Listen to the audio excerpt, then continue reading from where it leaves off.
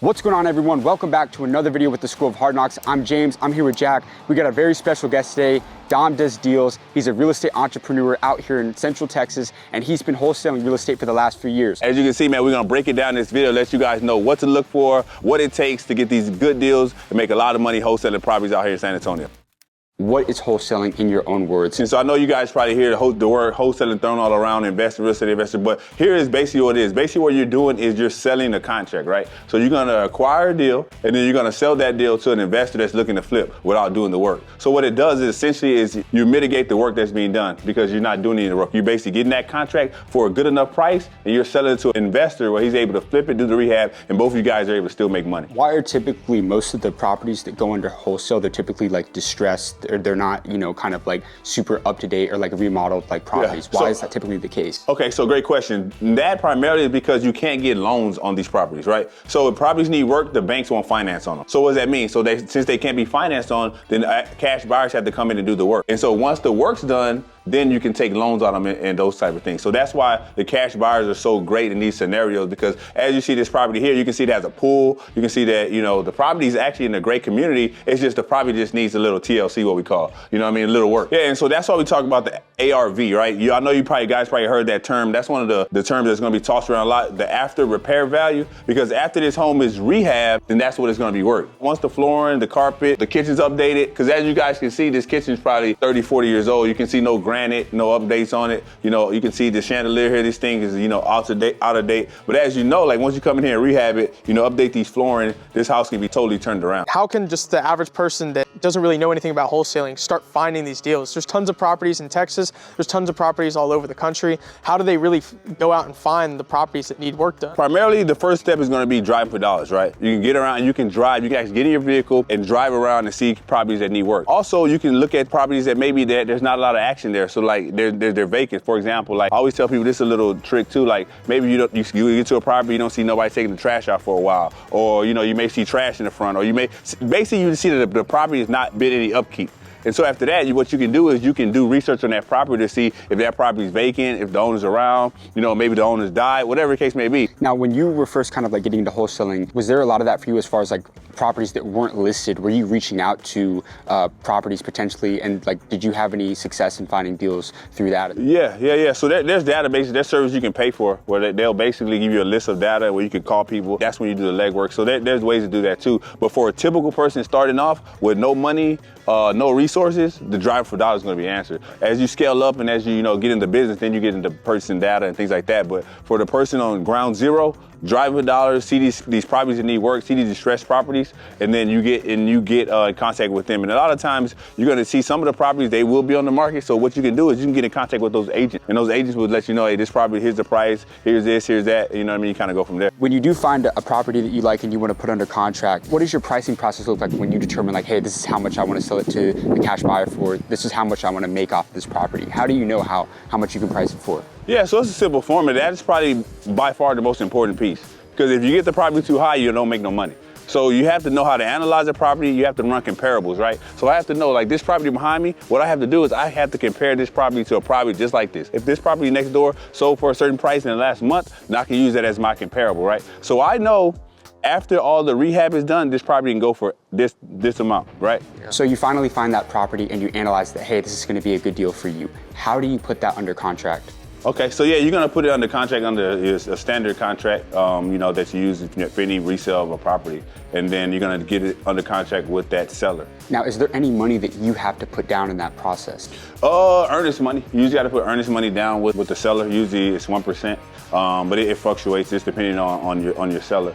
Sometimes it could be higher, sometimes it be lower. And all that earnest money is just to secure that you're serious. They say have some skin in the game, and that just means like because you got to understand there's a lot of people out here wholesaling, from their couch, and they don't, and so that just lets people know, look, this guy's serious. He's serious about buying the property. Because once you put under contract, you have to understand that that property is then tied up for a certain period of time. They cannot sell that property to anybody else while it's under contract with you. And that's the most important thing. Cool. So once you have it under contract, that's the first step, the most important step, and that's when you can go ahead and get started, moving on down the line to kind of find your cash buyers and things like that. Once you have it under contract, who do you work with? It's called a title company? Yeah. Is that right? So how do you find the title company? How do you work with them pretty much? Yeah, so finding a title company is relatively easy. There's tons of title companies that work with wholesalers. So that's just a matter of getting on Google, finding a title company that works with wholesalers. And you'll find that some title companies are more investor or wholesaler friendly, and that's the ones that you want to work with. It's usually in your local area? Yeah, your local area. You want to do it in your local area. Some title companies are done online and things like that. But me personally, I like to work with title companies where I can go there, I can talk to them,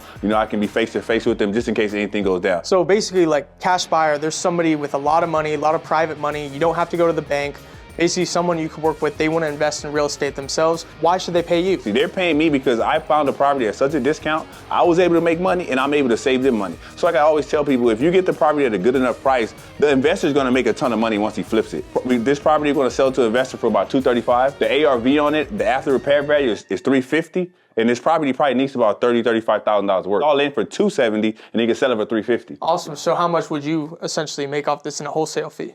So normally you want to do about $20,000. Probably we do like a $20,000 wholesale fee on this one. There you go, $20,000 easy, just like that. Off of one property. Dom's been giving us some crazy games so far. Make sure that you leave us a like and subscribe. We got tons of crazy content coming, and stick around to the end because Dom's going to put us on how to really find these cash buyers and get you some money. I like all the different chandeliers in this property. Yeah, a bunch of different ones. Hey, right, so Dom, my next question Okay. would be, you've been wholesaling real estate for the last few years. What is the biggest deal that you've done to this point? Okay, so biggest deal I think I did a 13 property package. Quick backstory on that, I had a guy, ex-military, I was able to really connect with him. He had 13 properties that he wanted to offload because he wanted to go into a commercial business. So we were able to get that property, get it under contract and find a buyer. And I think the wholesale assignment fee on that was like $150,000. Wow. We were able to get that thing done, and we're doing like multi-million-dollar deals, on the iPhone. So I always make that joke, $1 million deal on the iPhone. That's one deal, and that's more than most people make in a year. Yeah, that's pretty crazy. It just kind of goes to show the power with real estate and kind of